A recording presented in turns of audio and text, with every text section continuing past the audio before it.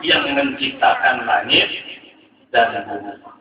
Nah, sehubungan ini maka juga ada sebuah hadis Nabi ya, yang berbunyi inna khairal hadis kitabullah wa khairal hadi Muhammad wa syarral umuri muhdatsatuha wa kullu bid'atin dhalalah.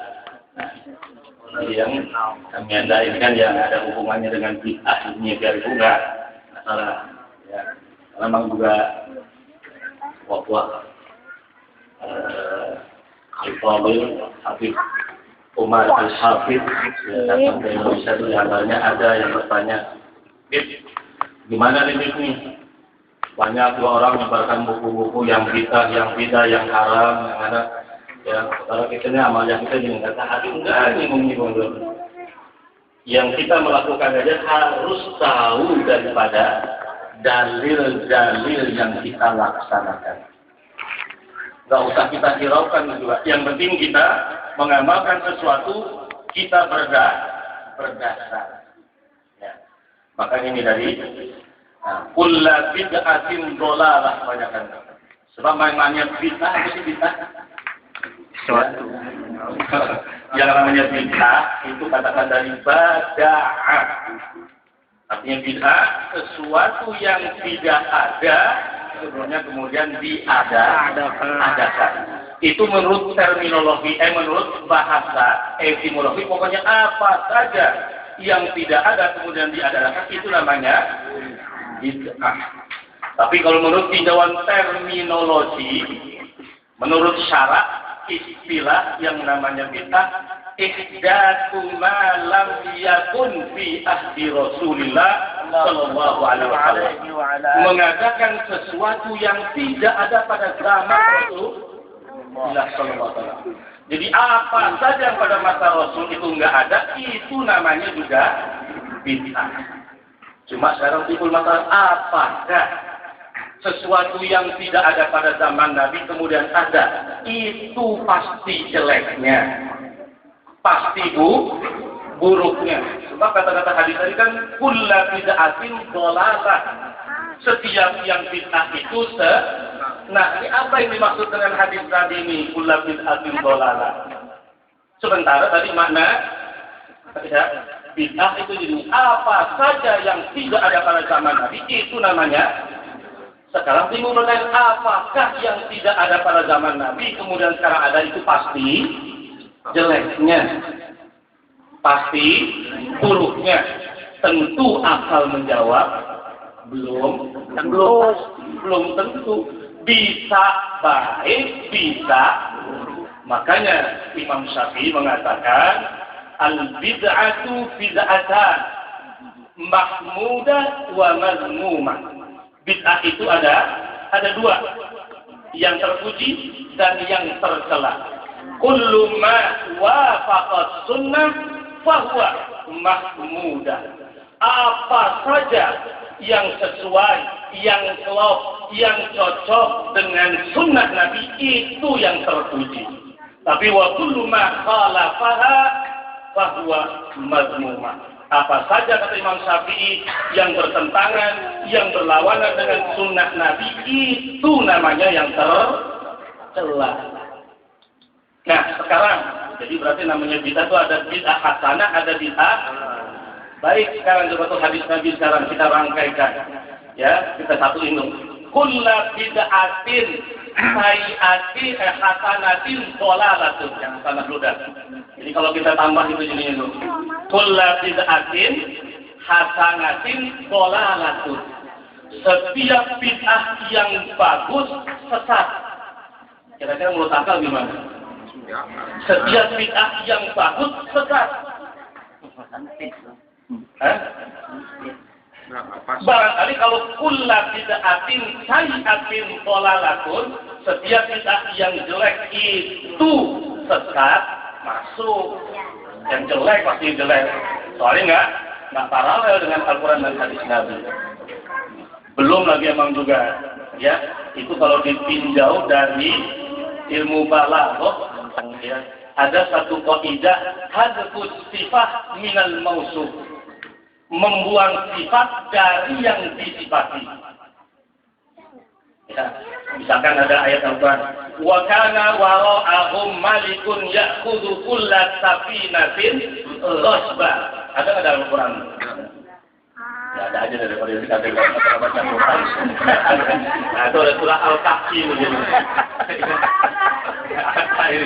Wa kana wara'ahum, dan ada di belakang mereka para nelayan, malikun raja ya'khudhu, yang mengambil, yang merampas kulla safinatin ghasba, semua perahu dengan paksa diambilnya. Ini kulla safinah, ini ada sifat yang dibuang nih.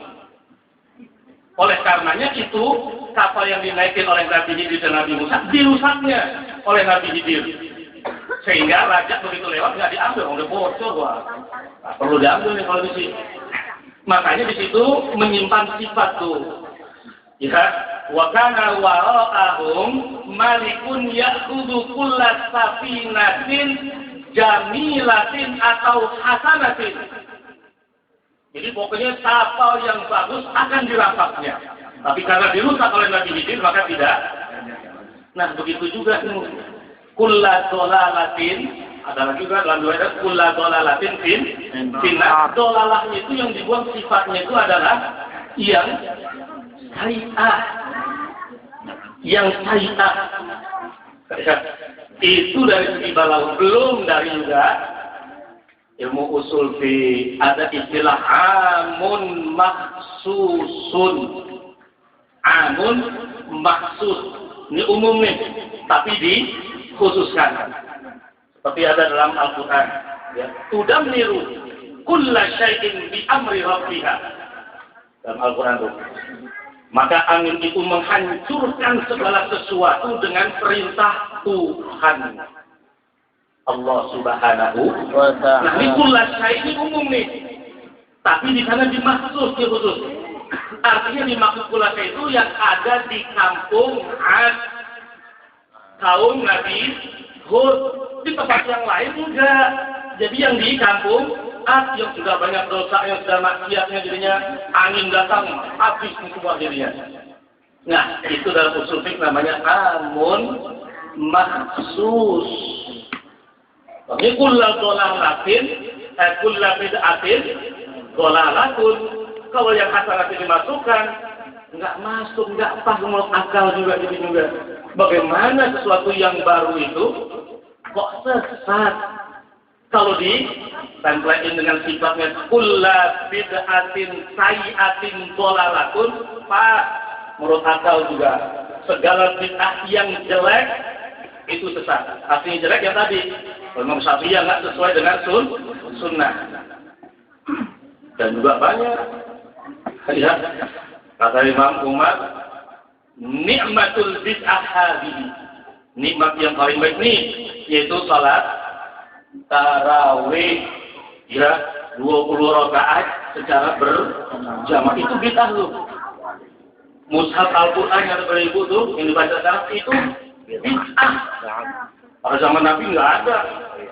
Harokat juga nggak ada. Waduh, harokat yang masih belum bisa baca, apalagi kalau yang dulu kali. Quran masih pada zaman Nabi. Wah, udah pada butak semua jadinya. Dan banyak ya, yang bid'ah itu jadinya. Nah, makanya jangan cuma hanya dari ikutnya lihat. Amprogin sama ilmu-ilmu yang lain, yaitu hadis Nabi juga jadinya. Jadinya. Nah, ini maksudnya itu juga jangan pikir doang juga, ngaji ini juga perlu jadinya tuh. Jadinya bisa takut jadinya ngajinya jadinya. Iya. Ngaji ini juga jadinya biar tahu jadinya. Ya. Nah, ini paling yang berkenaan dengan ya hadis itu ya al-badid dan bid'ah jadinya. Jadi dulu nggak usah kaget jadi kalau kita bilang, yang penting kita tahu jadi juga bid'ah yang ini jadinya. Yang penting kita madhab, kita jalani juga jadinya. Ya, belum lagi nanti kita akan bicara juga cara pengambilan ulama untuk mengambil istimbat. Oh, itu ada 2 kelompok ulama itu juga. Dari situ aja udah beda, udah lain juga. Makanya jangan sampai kita juga menyalahkan amalan orang lain. baiknya kita cari untuk menguatkan juga dirinya, ya. Ya, kalau lebih juga jangan sampai persatuan juga karenanya untuk cari. Ya, nyampe lagi nanti nih mau pemilu jadi kan nih rebutan masa jadi nanti ya kalau untuk jadi rebutan masa jadi juga nyari simpati itu juga ininya. Ya. Nah ini saya barangkali nanti dilanjutkan dengan Ahmad dan Kaswa. Mohon maaf, sekali lagi terima kasih dan juga mohon maaf dari sekali lagi. Assalamualaikum warahmatullahi wabarakatuh.